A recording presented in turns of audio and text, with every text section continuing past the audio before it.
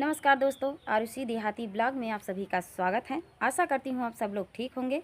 तो आज हम आप सबके बीच लेकर आए हैं एक प्यारा सा चुटकुला नाच गीत। चुटकुला नाच गीत बहुत ही प्यारा है। जब पिया परदेश जाते हैं तो उसकी पत्नी क्या बोलती हैं, इस गीत के माध्यम से आप लोग सुनिएगा।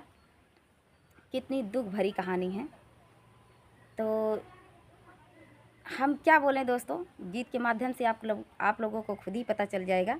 पूरा फुल वॉच करिएगा। तो चलिए सुनाते हैं प्यारा सा गीत। छोड़ा सऊदी कई नौकरिया पियावा घरवा आवना, छोड़ा सऊदी कई नौकरिया पियावा घरवा आवना, छोड़ा सऊदी कई नौकरिया पियावा घरवा आवना, छोड़ा सऊदी कई नौकरिया पियावा घरवा आवना, छोड़ा सऊदी कई नौकरिया पियावा घरवा आवना।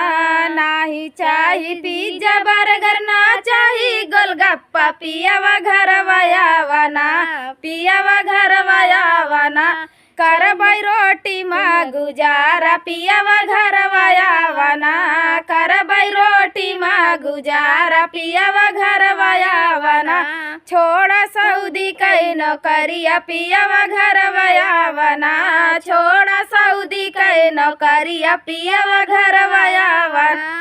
नाही चाही महल दु महला, ना चाही अटरिया, पियावा घरवा आवना, पियावा घरवा आवना, करबै मड़ई माँ गुजारा, पियावा घरवा आवना, करबै मड़ई माँ गुजारा, पियावा घरवा आवना, छोड़ा सऊदी कई नौकरिया पियावा घरवा आवना, छोड़ा सऊदी कई नौकरिया पियावा घरवा आवना।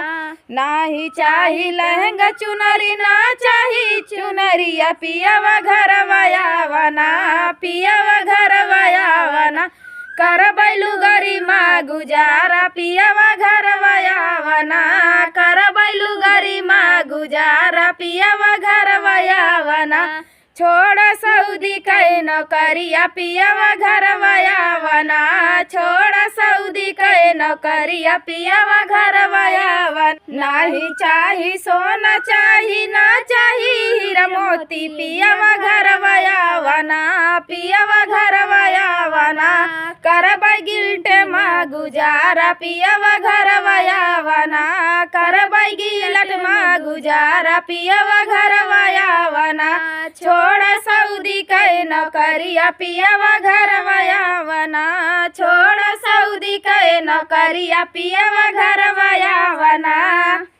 तो ये प्यारा सा चुटकुला गीत आप सबको कैसा लगा कमेंट में ज़रूर बताना दोस्तों। तब तक के लिए मिलते हैं अगले वीडियो में। जय श्री राम।